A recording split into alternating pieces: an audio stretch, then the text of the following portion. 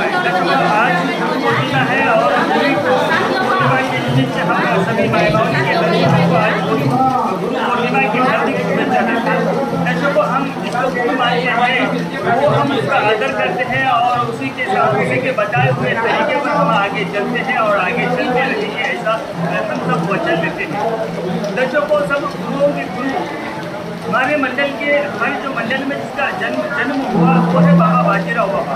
और बाजीराव बाबा की जो कहानियाँ हैं, बाजीराव बाबा की जो चमत्कार है वो अनगिनत है। हम उसको आपको अगर सुनाते रहेंगे तो आज का दिन भी कम पड़ जाएगा। लेकिन मैं आपको थोड़े से ही वाक्य में बताना चाहता हूँ कि जिस तरह से हम गुरु मानते हैं वो गुरु ने अपने खुद के लिए कुछ भी नहीं किया, बल्कि अपने शिष्यों के लिए पूरा जहान को किया।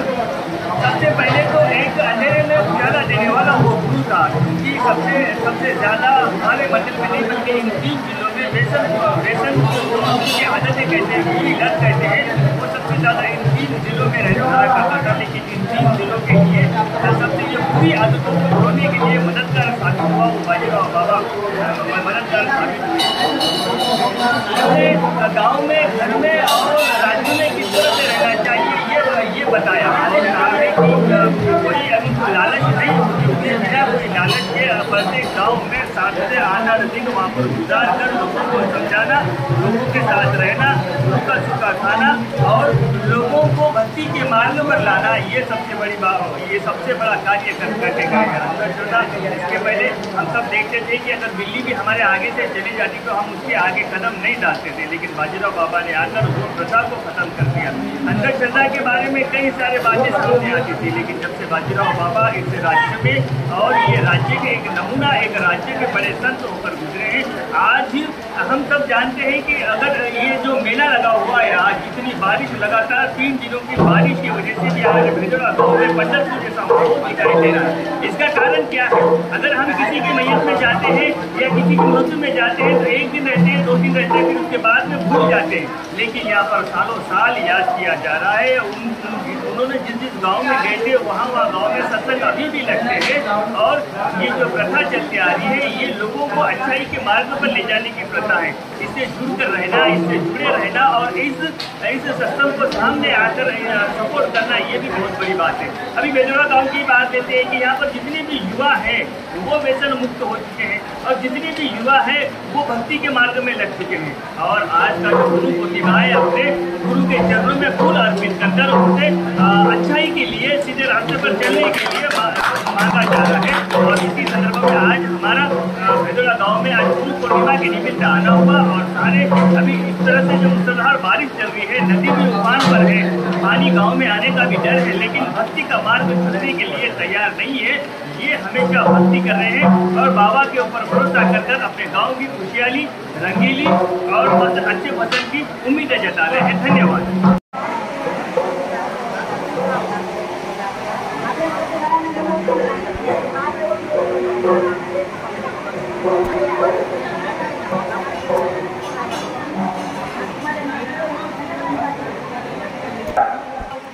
सर्वांना सहकार्य केले तर बाहेर गावून आलेल्या पालख्या आपण विरोध करतो, पण सर्व पुरुष मंडळाच्या पालख्यांना सहभाग घेतला पाहिजे।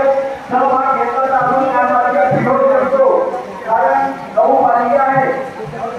हे आपली संख्या असून आपण विरोध करतो, कारण आपले पालख्यांना सेवा आहे।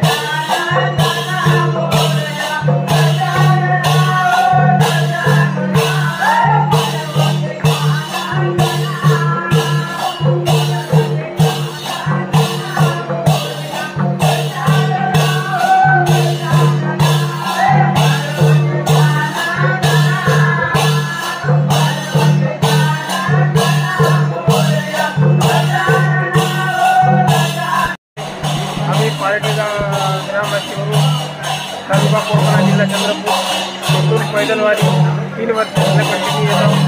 पाऊस राहिला तरी सत्र्या बरोबर हे सगळं व्यवस्था करून पैदलवाडी येत आहोत. 3 वर्ष झाले एवढी कंटिन्यू आहे तरी आम्ही वेदोड्याला पोचत आहोत. 3 वर्ष झाले त्याच्याबद्दल आम्हाला आनंद आहे, काही त्रास नाही. पैदलवाडीमध्ये आनंद होते, त्याच्यामुळे आम्ही वारी दरवर्षी गुरुपौर्णिमाले बाजीराव महाराज मंदिरामध्ये पोचवतो. काल 9 पालख्या बाहेरगावून आलेल्या आहे. कालपासून पाऊस आहे, परंतु ज्ञानेश्वर महाराजांची पालखी 1 महिना चालते. आळंदीचे पंढरपूर यहुदी पालखी चालते. पण मला एकच सांगायचं आहे, या संतांच्या कार्यामध्ये पाऊस असो पाणी असो, कधी पालख्यामध्ये नुकसान झालं, पालख्या वाहून गेल्या असं कधी ऐकलं नाही. आपल्याला माहीत आहे त्या पाण्यामध्ये किती गावं गेले, किती गाड्या गेल्या, सर्व गेल्या. पण संतांच्या कार्यामध्ये मित्र त्रास आहे पण नाश नाही. हा संतांचा अनुभव आहे. तोच अनुभव सद्गुरू बाजीराव महाराज आम्हाला मिळाला. कारण 38 वर्ष होत आहे या बेला मंडळमध्ये बाजीराव महाराजांची गुरुपौर्णिमा साजरी होत आहे. आणि या गुरुपौर्णिमेमध्ये आम्हाला दरवर्षी काहीतरी त्रास आहे, परंतु नाश नाही. रामाला त्रास होता, नाश नाही. कृष्णाला त्रास होता, नाश नाही. तसं ज्ञानेश्वर महाराजाला त्रास होता, नाश नाही. तुकाराम महाराजाला त्रास होता, नाश नाही. तसा त्या संतांच्या कार्यामध्ये नाश होत नाही. कारण देहाच्या विरोधात कार्य असते. हे नाशिवंत आहे, आत्मा शाश्वत आहे. आत्मज्ञानाची प्राप्ती झाल्याशिवाय आपल्याला या देहाचे कार्य आपण विसरणार नाही. आपण एवढं सांगणं आहे की संतांचे कार्य हे वेदचे नसून, का म्हणलं की कोणतेही संत वेद नसते, पण संतांचे कार्य हे वेदचे नसून भावनेच्या विष्कार रूप आहे. नव्हे संत चमत्कार, हा चमत्कार नसता, हे भावनेचे विष्कार रूप आहे. आणि हे अनादिकालापासून आहे ना, प्रत्यक्ष आपल्याला अनुभव येत आहे. एवढे बोलतो. आणि सद्गुरू बाजीराव महाराजबद्दल मित्र हो, महाराज आहे बिना ढंका बादशाह था, बिना पुत्र का विश्व को गुरुता. सद्गुरू बाजीराव महाराज सर्व समाज बोलण्यात आले, पण सर्व समाजाला, प्रत्येक समाजाला गुरु अलग अलग होता. पण सद्गुरू बाजीराव महाराजाने सर्व जातीयाला एकत्र आणून गुरुभावाचं नातं जोडणारे सद्गुरू बाजीराव महाराज आहे. मित्र कसे गरीब श्रीमंत मोठा छोटा अनुभव पण ते सर्व काही नव्हते. म्हणून सद्गुरू बाजीराव महाराजचे कार्य 38 वर्षापासून होत आहे आणि समोर होणार. कारण या दिवशी पूर्ती येते. आजच्या आमच्या गावच्या भिवड्याचे नवयुवक वर्ग, म्हणून आमच्या गावामध्ये या बेला मंडळमध्ये सुद्धा बाजीराव महाराजचे कार्य राहणार. एवढी बोलतो.